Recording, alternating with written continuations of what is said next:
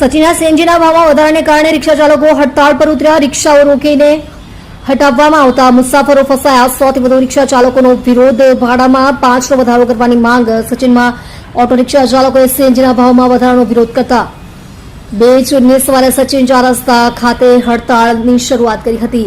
સીએનજીના ભાવ વધતા રિક્ષા ચાલકોનો ગુસ્સો ફાટી નીકળ્યો, જેના કારણે સચિનથી ભેસ્તાન અને ઉધના જેવા વ્યસ્ત વિસ્તારો સુધીની પરિવહન સેવાઓ સંપૂર્ણપણે બંધ થઈ ગઈ છે। આ હડતાળ દરમિયાન સૌથી આઘાતજનક ઘટના એ હતી કે 7 રિક્ષા ચાલકો જેઓ હડતાળનો ભાગ ન હતા અને મુસાફરો સાથે પસાર થઈ રહ્યા હતા, તેમને વિરોધીઓએ રસ્તાની વચ્ચે જ રોકી દીધા હતા। તેમને રિક્ષામાં સવાર મુસાફરોને તેમના ઓટોમાંથી બહાર કાઢવામાં આવ્યા હતા। તમે જોઈ રહ્યા છો DNY ન્યૂઝ ચેનલ રમન કૌરની સાથે। आपका नाम? मेरा नाम गोपाल जगन भोई है।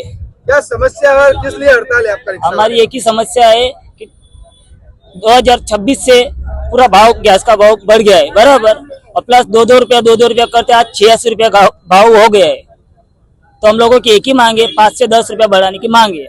बाकी किसी को तकलीफ देना नहीं चाहते। लोकल भाड़ा कितना था यहाँ? लोकल भाड़ा 10 रुपया था, मैक्सिमम 15 रुपया चाहिए। जो हम लोग दरवाजा 30 रुपये में ले जाते 12-13 किलोमीटर, तो हम लोगों को 40 रुपया चाहिए। और प्लस उसमें 10 से 12 सिग्नल हम लोगों को मिलते हैं, उसमें हम लोगों को 15 से 20 मिनट चला जाता है।